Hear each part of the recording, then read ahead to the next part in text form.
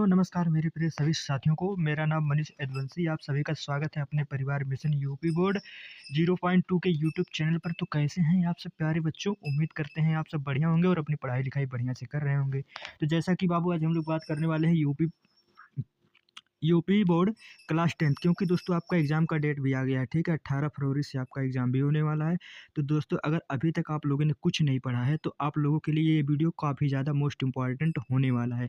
ठीक है, बस आप लोग को क्या करना है, शुरू से लेके एंड तक वीडियो पे बने रहना है और जितना हम बता रहे हैं दोस्तों, आप लोगों को फ्री माइंड से एकदम ध्यान से सुनना है और कॉपी और पेन लेके बैठ के जो हम बता रहे हैं वीडियो को क्लोज कर करके दोस्तों आप लोग को प्रॉपर नोट्स बनाना है। उसके बाद जितना समय बचा है आप लोग बस इतना रिवीजन कर लेंगे तो आपका 100 में 100 आने से कोई नहीं रोक सकता। ठीक है, ये हमारी गारंटी है। तो अगर दोस्तों चैनल पर नए हैं तो प्लीज़ चैनल को सब्सक्राइब कर लीजिए और बेल आइकन का बटन ज़रूर दबाएं, जिससे कि हमारा आने वाला नेक्स्ट वीडियो का नोटिफिकेशन आप तक तुरंत पहुंचे।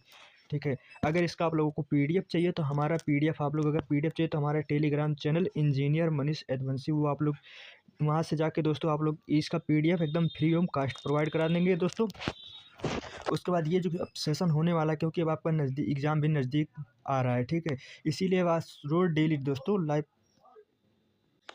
रोज़ सुबह जो है 8 बजे लाइव क्लास होगी। ठीक है, आपके इस यूट्यूब चैनल पर दोस्तों एकदम फ्री ऑफ कास्ट पूरा आप लोग का प्रिपरेशन कराया जाएगा। ठीक है, बस आप लोग को क्या करना है, अगर चैनल पर नए हैं तो चैनल को सब्सक्राइब कर लीजिए। अगर अभी तक वीडियो को अपने दोस्तों के पास शेयर नहीं किए हैं तो ज़्यादा से ज़्यादा दोस्तों प्लीज़ वीडियो को शेयर करिएगा। तो चलिए बिना देरी किए हुए वीडियो को स्टार्ट करते हैं।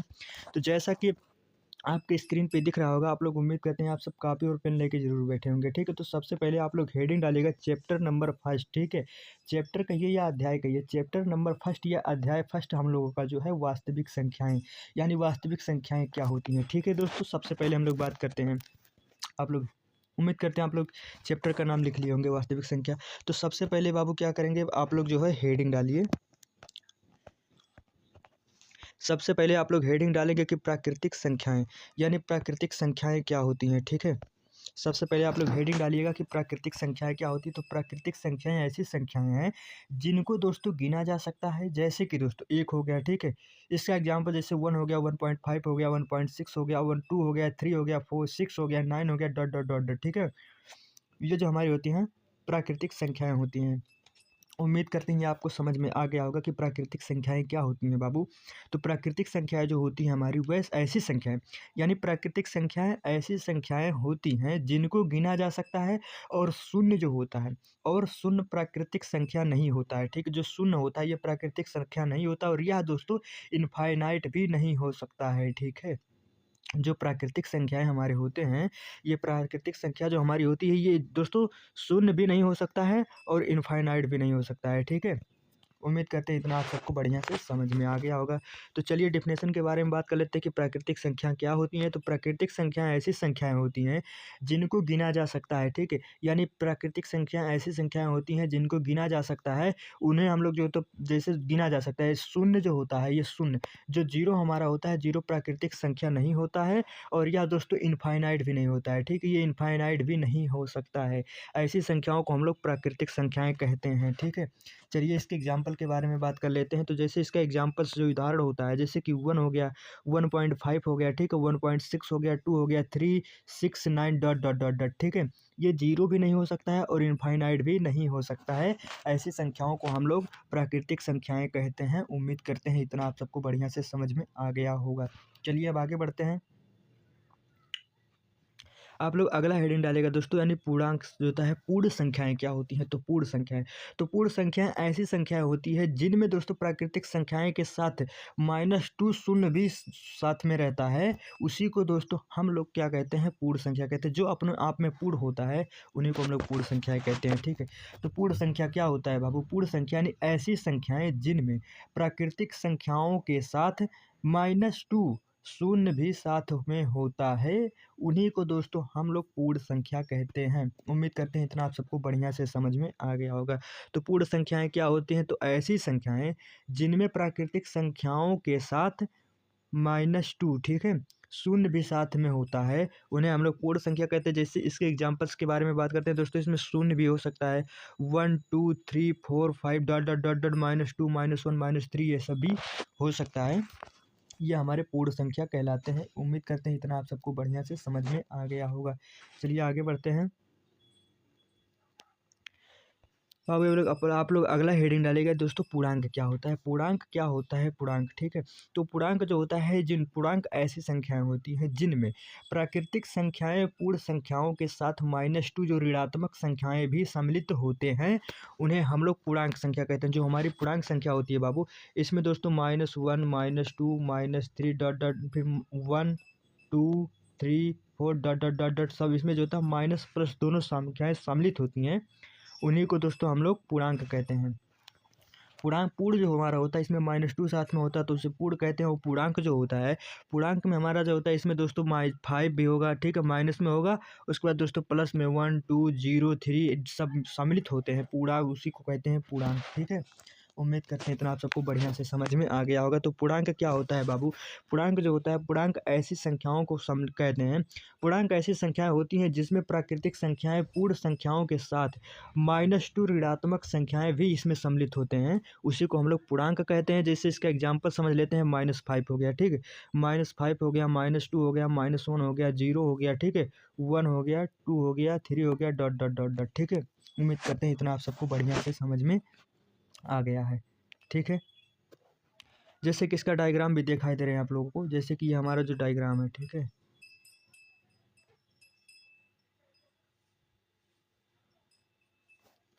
ये जो डायग्राम हमारा है, ठीक है, जैसे कि एक यहाँ यहाँ यहाँ यहाँ यहाँ, ठीक है।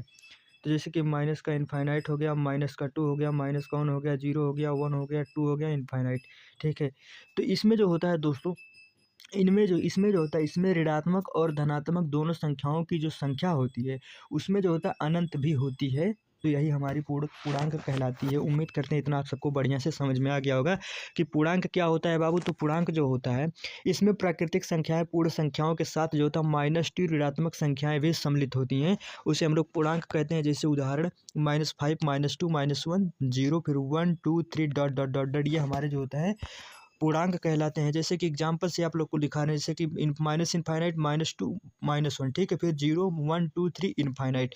यानी इसमें जो होता है, इसमें ऋणात्मक संख्या और धनात्मक संख्याएं की संख्या जो होता है अनंत होती है, उसी को हम लोग कहते हैं पूर्णांक संख्या।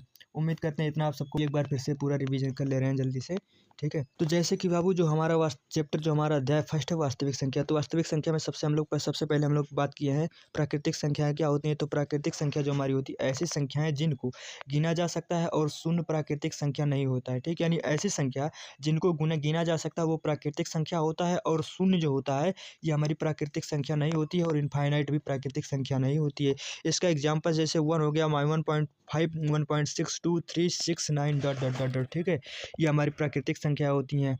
उम्मीद करते हैं इतना आपको समझ में आ गया होगा। आगे उसके बाद हम लोग बात किए थे पूर्ण संख्या क्या होती है। तो पूर्ण संख्या ऐसी संख्या जिनमें प्राकृतिक संख्याओं के साथ -2 भी साथ में होता है, उसे हम लोग पूर्ण संख्या कहते हैं। जैसे इसका एग्जाम्पल जिसमें 0 1 2 3 4 डॉट डॉट डॉट डॉट होता है, ये हमारा पूर्ण संख्या कहलाता है। उम्मीद करते हैं आप भी आपको समझ में आ गया होगा। उसके बाद आगे बात करते हैं पूर्णांक संख्या क्या होता है। तो पूर्णांक संख्या ऐसी संख्या होती है जिनमें प्राकृतिक संख्याएं पूर्ण संख्याओं के साथ -2 ऋणात्मक संख्या भी सम्मिलित होता है, उसे हम लोग पूर्णांक कहते हैं। जैसे इसका examples -5 -2 -1 0 1 2 3 dot dot dot dot, ये हमारे पूर्णांक कहलाते हैं। जैसे कि दोस्तों ये हम लोग को डायग्राम बताए थे, ठीक है।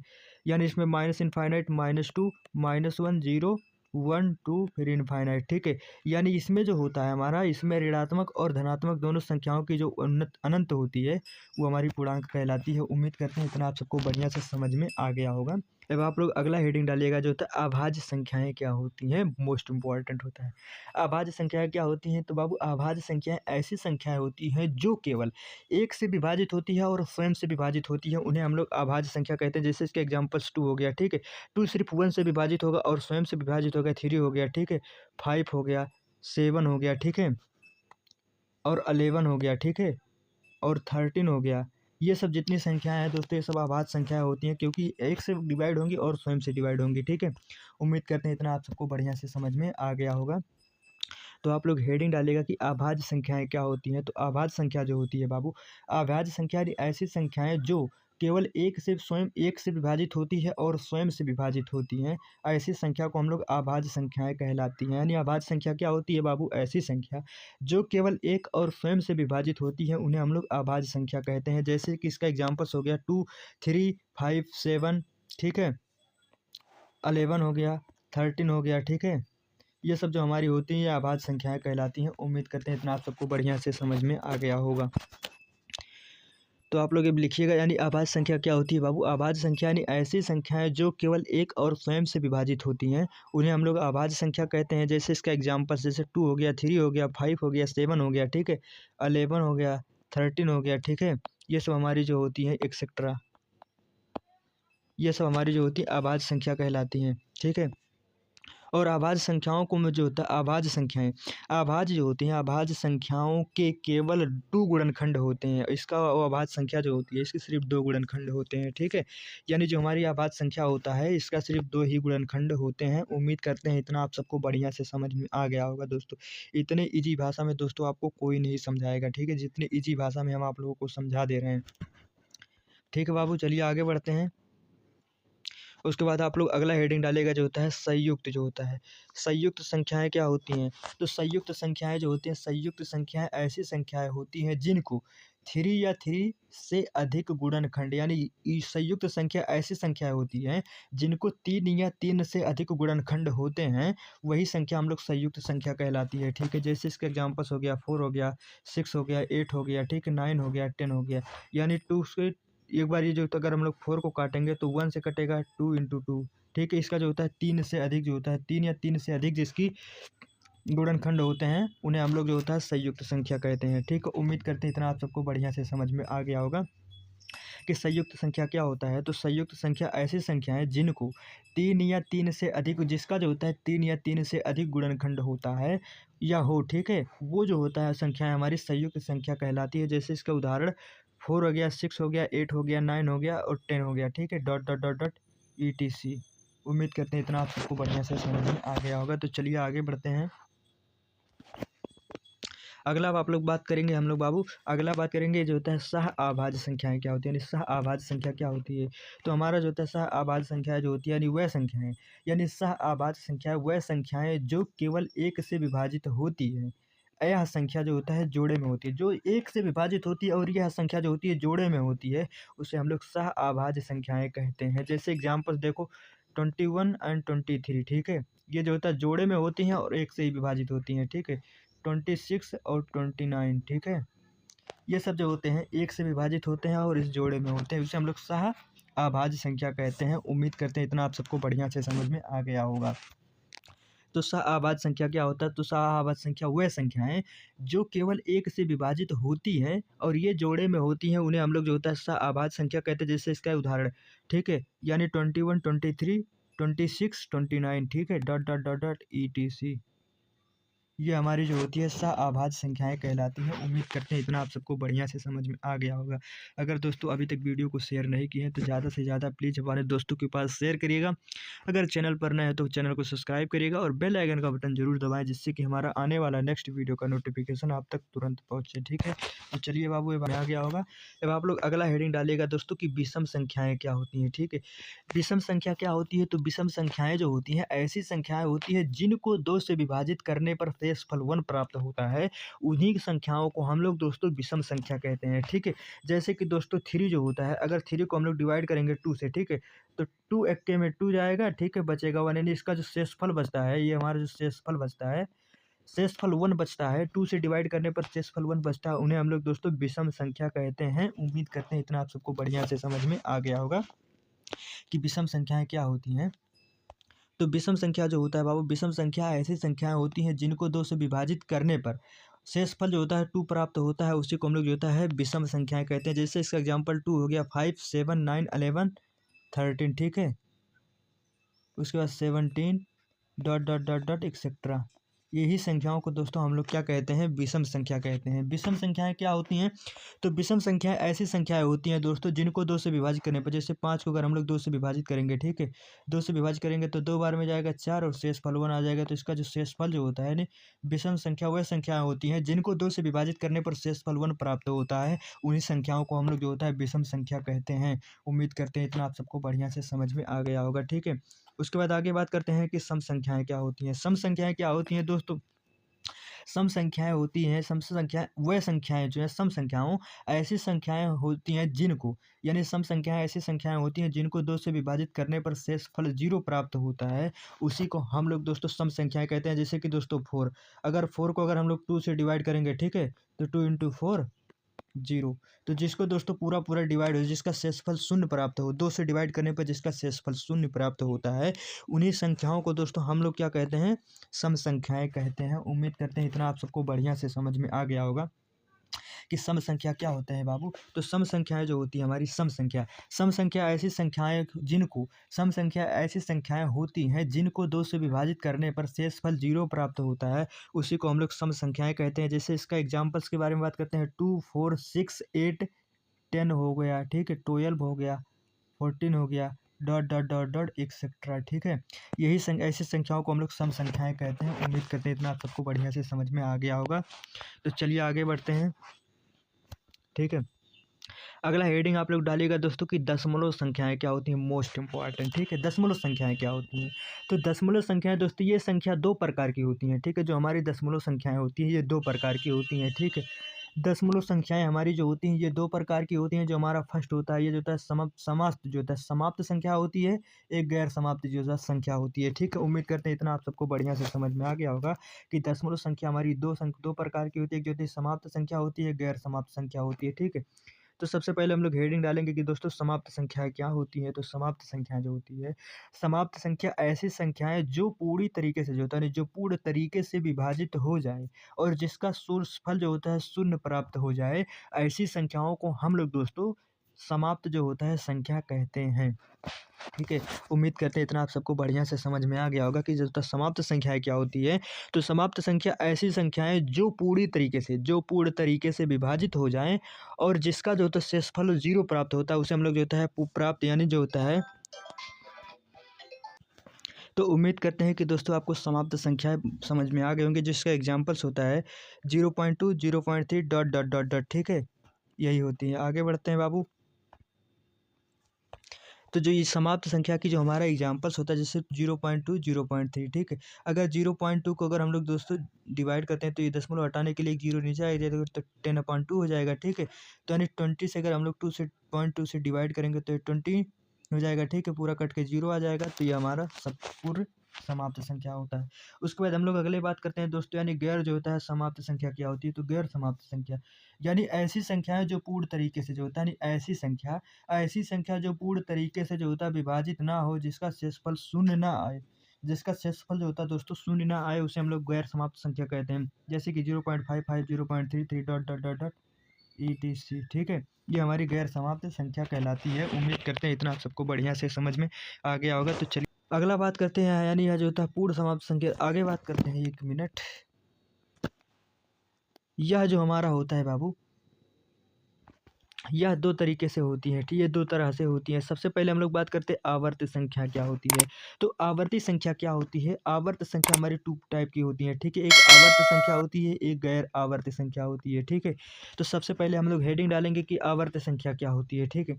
आवर्त संख्या जो होती है यानी जो 2 बार से ज़्यादा दोहराए जाए, वही हम लोग की आवर्त संख्या कहलाती है। जैसे कि दोस्तों 6.66 हो गया, ठीक है।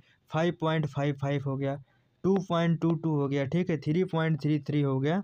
ये जो होते हैं हमारे सब आवर्त संख्या कहलाती हैं। उम्मीद करते हैं इतना आप सबको बढ़िया से समझ में आ गया होगा कि आवर्त संख्या क्या होती है।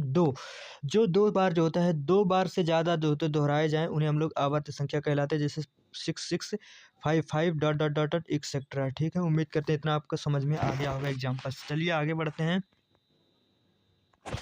आगे बात करते हैं यानी गैर आवर्त संख्या क्या होती है। तो गैर आवर्त संख्या जो होती है ऐसी संख्याएं जो 2 बार से जो होता है दोस्तों, जो बार -2 जो होता है, जो बार -2 ना दोहराए जाए, वो गैर आवर्त संख्या कहलाती है। जैसे इसका एग्जाम्पल्स 5 हो गया, √2 हो गया। जैसे इसका एग्जाम्पल्स 5 हो गया, √2 हो गया, ठीक है, √3 हो गया, √5 हो गया, डॉट डॉट एक्सेट्रा दोस्तों, ठीक है। ये हमारी गैर संख्याएं गैर आवर्त संख्या कहलाती है। उम्मीद करते हैं इतना आप सबको बढ़िया से समझ में आ गया होगा।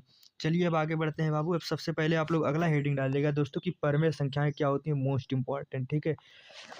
तो परमेय संख्या क्या होती हैं? तो परमेय संख्या जो होती है ऐसी संख्या है, परमेय संख्या जो होती है ऐसी संख्या है जिन्हें हम लोग p/q के रूप में लिखा जा सकता है, लेकिन इसमें जो q होता है ये शून्य नहीं हो सकता है, वही हमारा परमेय संख्या कहलाती है। परमेय संख्या क्या होती है बाबू? परमेय संख्याएं ऐसी संख्याएं होती हैं जिन्हें p/q के रूप में लिखा जा सकता है, ठीक है, लेकिन जो हमारा q होता है ये कभी शून्य नहीं हो सकता है। ऐसी संख्याओं को हम लोग दोस्तों परमेय संख्या कहते हैं। उम्मीद करते हैं इतना आप सबको बढ़िया से समझ में आ गया होगा। जैसे इसका एग्जाम्पल जो होता है ठीक है, 2.3 हो गया, ठीक है, 4/1 हो गया, 0/2 हो गया, ठीक है। ये हमारा जो सब एग्जाम्पल्स होते हैं ये परमेय संख्याओं के एग्जाम्पल्स होते हैं। तो परमेय संख्या क्या होता है? तो परमेय संख्या ऐसी संख्याएं तो परमेय संख्या ऐसी संख्याएं जिन्हें हम लोग जो p/q के रूप में होते हैं, लेकिन इसमें जो q हमारा होता है ये कभी शून्य नहीं हो सकता है, परमेय संख्या कहलाता है। जैसे कि दोस्तों 2/3, ठीक है, 4/1, 0/2, डॉट डॉट ETC। उम्मीद करते हैं इतना आप सबको बढ़िया से समझ में आ गया होगा, ठीक है। और दोस्तों इसमें जो होता है समाप्त जो होता है, इसमें समाप्त और गैर समाप्त दोनों संख्याएं होती हैं। जो परमेय संख्या होता है इसमें समाप्त और गैर समाप्त दोनों संख्याएं होती हैं, और वह आवर्त भी होनी चाहिए, ना कि गैर आवर्त। और ये दोस्तों आवर्त होनी चाहिए, गैर आवर्त नहीं होनी चाहिए, ठीक है। उम्मीद करते हैं इतना आप सबको बढ़िया से जैसे कि इसके एग्जांपल्स के बारे में बात कर लेते हैं। जैसे 2/3, ठीक है, तो 2/3 है तो 3/20 से अगर हम लोग डिवाइड करेंगे इसको, ठीक है, तो जैसे कि 20 जो हमारा होता है 20/3 से अगर हम लोग डिवाइड करेंगे तो ये हमारा जाएगा, ठीक है, 6 बार, ओके। तो 6 बार जाएगा तो ये हमारा हो जाएगा 18, ठीक है, तो यहाँ बचेगा 2, ओके, 10 हो गया, 10 में से 8 जाएगा 2। उसके बाद दोस्तों पॉइंट लगाएंगे फिर 6, ठीक है, तो 20 फिर 18 फिर डॉट डॉट ऐसे 6 ये आता रहेगा, ठीक है। उम्मीद करते हैं इतना आप सबको बढ़िया से समझ में आ गया होगा। तो चलिए अगला हेडिंग डालेगा बाबू कि अपरमेय संख्याएं क्या होती हैं, ठीक है।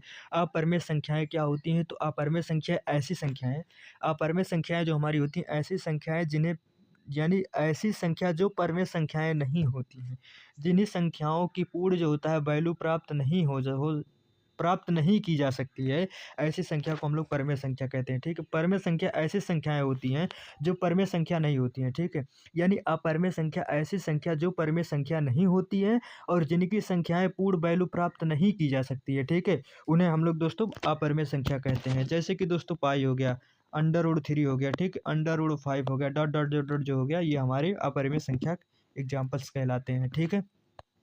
तो अपरमेय संख्या क्या होता है? तो अपरमेय संख्या ऐसी संख्याएं जो परमेय संख्याएं नहीं होती हैं और इन जो होता है इन संख्याओं की पूर्ण वैल्यू प्राप्त नहीं की जा सकती है, अपरमेय संख्या कहलाती है। जैसे इसका एग्जाम्पल पाई हो गया, √2, √5, डॉट डॉट ETC हो गया, ठीक है, एक्सेट्रा। उम्मीद करते हैं इतना आप सबको बढ़िया से समझ में आ गया होगा। अब आगे बात करते हैं बाबू अगला, वास्तविक संख्या क्या होता है? तो वास्तविक संख्या दोस्तों ये क्योंकि वास्तविक संख्या हम लोग का चैप्टर भी है, तो वास्तविक संख्या क्या होती है बाबू? तो वास्तविक संख्या यानी ऐसी संख्याएं जो परमेय और अपरमेय दोनों संख्याएं होती हैं, ठीक है, वही हमारी वास्तविक संख्या कहलाती है। जैसे कि 1/2 हो गया, 5/3 2 हो गया, ठीक है, डॉट डॉट एक्सेट्रा, ये हमारी दोस्तों क्या होती है? वास्तविक संख्या कहलाती हैं। उम्मीद करते हैं इतना आप सबको बढ़िया से समझ में आ गया होगा कि वास्तविक संख्या क्या होता है बाबू। तो वास्तविक संख्या यानी ऐसी संख्याएं जो परमेय संख्या और अपरमेय दोनों संख्याएं होती हैं, वही वास्तविक संख्या कहलाती है। जैसे एग्जाम्पल्स 1/2 और 5/2 डॉट डॉट एक्सेट्रा। चलिए अब आगे बात करते हैं। उम्मीद करते हैं इतना आप सबको बढ़िया से समझ में आ गया होगा दोस्तों। मोस्ट इंपॉर्टेंट दोस्तों एल्गोरिथम जो परमेय होता है, यानी एल्गोरिथम जो परमेय होता है दोस्तों, इस पे दोस्तों बहुत ज़्यादा आपको एग्जाम्पल्स भी क्वेश्चन भी आता है इससे। तो इसका जो होता है हम पहले थ्योरी समझेंगे, उसके बाद दोस्तों 1-2 एग्जाम्पल्स भी समझेंगे, ठीक है। तो ध्यान से सुनिएगा दोस्तों कि एल्गोरिथम परमेय क्या कहता है। तो एल्गोरिथम परमेय जो होता है यानी यह संख्याएं जो होता है सुपरिभाषित चरणों की एक श्रृंखला होती है जो एक विशेष प्रकार की समस्त हल करने की एक प्रक्रिया प्रदान करती है, उन्हें हम लोग दोस्तों एल्गोरिथम का परमेय कहते हैं, ठीक है। यानी यह जो होता है सुपरिभाषित चरणों की एक श्रृंखला होती है जो एक विशेष प्रकार की समाप्त जो होता है हल करने की एक जो होता है हल करने की एक प्रक्रिया प्रदान करती है, उसे हम लोग एल्गोरिथम प्रमेय कहलाते हैं। ठीक है दोस्तों, तो चलिए एग्जांपल्स की सहायता से आप लोगों को समझाने की कोशिश कर रहे हैं। ठीक है, तो जैसे कि जो हमारा एग्जांपल्स लिया गया है 135 और 225 का दोस्तों, यूक्लिड जो होता है विभाजन एल्गोरिथम का प्रमेय का जो होता है प्रयोग करके HCF, ठीक है, निकालना है। ठीक है दोस्तों, तो चलिए अब इसको हम लोग सॉल्व करने की कोशिश करते हैं। तो जैसे कि 225 जो हमारा दिया गया है, ठीक है, 225, ओके, इसको हम लोग 135 से करना है। तो पहले हम लोग एक बार जाएंगे। ठीक है, तो एक बार जाएंगे तो हमारा हो जाएगा 135, ओके। उसके बाद इसमें से हम लोग डिवाइड करेंगे, यानी हो जाएगा 5, 0 हो जाएगा, 5 में से 5 जाएगा 0, ठीक है, 12 में से 3 जाएगा तो ये हो जाएगा 9, ओके। तो इसमें 1 मिनट इधर जगह थोड़ा कम हो जाएगा, इधर समझा रहे हैं। तो जैसे कि दोस्तों हम लोग क्या करेंगे, 135 जो होता है इसको हम लोग डिवाइड करेंगे 225, ठीक है। तो पहले एक बार जाएंगे, ओके। तो पहले हम लोग एक बार जाएंगे तो 0 यहाँ बचेगा 3। उसके बाद क्या करेंगे दोस्तों, 135 से डिवाइड करेंगे, ठीक है। तो ये हमारा जाएगा एक बार, तो जब इसको 90 से डिवाइड करेंगे तो ठीक है, यहाँ हो जाएगा 5 और 9 में से 3 जाएगा, यहाँ हो जाएगा हमारा 19। जब 13 में से हम लोग 5 हटाएंगे तो यहाँ बचेगा 4, ठीक है। 9 4 13 होता है तो 45। तो यहाँ हम लोग काटेंगे, उसके बाद 90 से, ठीक है। तो ये हमारा जाएगा 2 बार में, ठीक है। तो 45 दूना 90 दोस्तों, ये पूरा पूरा हमारा कट गया, यानी इसका जो हमारा आंसर आएगा, ये हमारा आंसर आ जाएगा दोस्तों 45, ठीक है। उम्मीद करते हैं इतना आप सबको बढ़िया से समझ में आ गया होगा कि यूक्लिड विभाजन के द्वारा जो हमारा एक एग्जाम्पल्स था, ठीक है, 135 और 225 का वर्गमूल जो होता है हमारा यूक्लिड विभाजन और एल्गोरिथ्म जो प्रमेय का प्रयोग से HCF ज्ञात करना था, ठीक है। तो 135 का जो हमारा ज्ञात करेंगे तो ये हमारा इसका जो आंसर आ जाएगा दोस्तों, ये आ जाएगा 45। उम्मीद करते हैं इतना आप सबको बढ़िया से समझ में आ गया होगा, ठीक है। तो अब आप लोग अगला हेडिंग डालेगा जो, तो परिमेयता क्या होता है। तो परिमेयता क्या होती है, तो परिमेयता जो होती है, परिमेयता जो होता है यानी यह एक जो होता है सिद्ध किया हुआ कथन होता है, जो कथन होता है और इसे एक अन्य कथन की जो होता है सिद्ध करने में प्रयोग करते हैं, वही हम लोग का जो होता है प्रयोक्ता कहलाता है। यानी यह एक जो होता है सिद्ध किया हुआ कथन होता है और इसे जो होता है एक अन्य कथन की जो होता है सिद्ध करने के प्रयोग करते हैं, वही हमारा प्रयोक्ता कहलाता है। जैसे उदाहरण, यानी दिए गए जो होता है दो धनात्मक पूर्णांक, यानी दिए गए दो धनात्मक पूर्णांक जैसे ए और बी होता है, ठीक है। यानी हमारा जो होता है दिया गया दो धनात्मक पूर्णांक, यानी एक ए हो गया और एक बी हो गया, ठीक है। बी के लिए ऐसे जो होता है अद्वितीय पूर्ण संख्या जैसे पी और क्यू हो गया, ठीक है। यानी क्यू और आर जो होता है बुद्धिमान है, ठीक है। तो यानी जो हमारा ए हो बराबर जो होता है, तो ए बराबर जो होता है बी क्यू प्लस आर हो जाएगा, ठीक है। तो इसमें जो होता है 0 is the greater than R is the greater than 4 होता है, ओके, इससे बड़ा होता है, ओके। उम्मीद करते हैं इतना। तो हम लोग पहले मानेंगे बी, ठीक है, बी। तो हम लोग मानेंगे जो हमारा बी बराबर 4 दिया गया है, ठीक है। तो ए बराबर जो हमारा हो जाएगा, ए बराबर हो जाएगा 4 क्यू प्लस आर, इसको हम लोग समीकरण फर्स्ट मान लेते हैं, ठीक है। इसमें 0 is the greater than R is the greater than 4 होता है, ठीक है। यानी जो हमारा आर का मान होता है, यानी 0 भी मान सकते हैं, 1 भी मान सकते हैं, ठीक है, 2 3 डॉट डॉट, ठीक है। यानी आर की जगह पे हम लोग इसको पुट करते हैं, तो आर इक्वल टू 0 है। तो समीकरण 1 से जो हमारा समीकरण 1 है, यानी ए बराबर 4 क्यू प्लस आर, जो हमारा समीकरण 1 से करेंगे तो आर का मान हम लोग 0 रखेंगे। तो ए बराबर जो हो जाएगा बाबू हमारा, ए बराबर 4 क्यू और आर प्लस आर की जगह पे 0 रखेंगे, तो ए बराबर हमारा आ जाएगा 4 क्यू, ठीक है। तो यहाँ तक उम्मीद करते हैं आप सबको बढ़िया से समझ में आ गया होगा, ठीक है। तो ए का मान हमारा जो आ जाएगा 4 क्यू आ जाएगा, ठीक है। तो यानी यह संख्या जो होती है, यह संख्या 2 जो होता है भाज्य, यानी यह संख्या 2 हमारा जो होता है भाज्य है, ठीक है। अतः 4 क्यू जो हमारा होता है ये सम धनात्मक पूर्णांक होता है। तो समीकरण 1 से जो होता है, अगर समीकरण 1 में अगर आर इक्वल टू हम लोग 1 रखेंगे, तो जो हमारा समीकरण फर्स्ट होता है ए बराबर 4 क्यू प्लस आर की जगह पर 1 रखेंगे, ठीक है। तो यानी ये हमारा हो जाएगा, चूंकि यह संख्या जो हमारी होती है 2 से भाज्य नहीं होगी, ठीक है। इसलिए इसलिए जो होता है विषम जो होता है धनात्मक पूर्णांक होता है, ठीक है। उम्मीद करते हैं इतना आप सबको बढ़िया से समझ में आ गया होगा। चलिए आगे बढ़ते हैं। अगर दोस्तों अगर हम लोग आर के जगह पर अगर 2 को रख के देखते हैं, ठीक है, अगर आर के जगह पर अगर हम लोग 2 को रखेंगे, तो समीकरण 1 से जो हमारा ए बराबर जो समीकरण था 4 क्यू प्लस आर, ठीक है, ये हमारा समीकरण था। तो समीकरण 1 से हम लोग क्या करेंगे दोस्तों, ए बराबर 4 क्यू प्लस आर की जगह पर अगर हम लोग 2 को रखते हैं, ठीक है, तो ए बराबर दोस्तों यहाँ से 2 हमारा कॉमन हो जाएगा, तो 2 + 2। तो यह चूँकि यह संख्या जो हमारा होती है 2 से भाज्य है, इसीलिए दोस्तों 4³ + 2 जो होता है धनात्मक विषम पूर्णांक संख्या होता है, ठीक है। क्योंकि दोस्तों जो अगर हमारा 2 से 2 कट जाएगा, ठीक है, तो यानी 2 + 2 यानी 4³ + 2 हो जाएगा।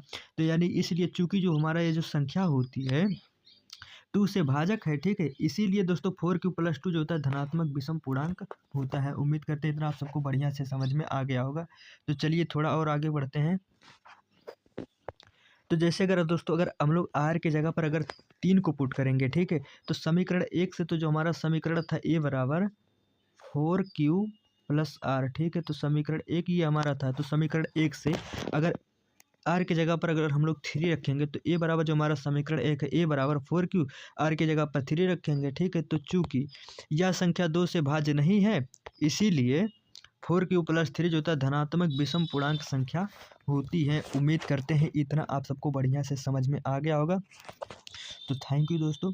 अगर वीडियो पसंद आए तो वीडियो को लाइक करिएगा और ज़्यादा से ज़्यादा शेयर करिएगा। अगर चैनल पर नए हैं तो प्लीज़ चैनल को सब्सक्राइब कर लीजिए और बेल आइकन का बटन ज़रूर दबाएं, जिससे कि हमारा आने वाला नेक्स्ट वीडियो का नोटिफिकेशन आप तक तुरंत पहुंचे। अगर आप लोगों को किसी भी तरीके के डाउट है तो आप लोग कमेंट करिएगा, हम रिप्लाई ज़रूर देंगे। फिर मिलते हैं बाबू कल और एक नए वीडियो के साथ। तब तक के लिए जय हिंद, जय भारत।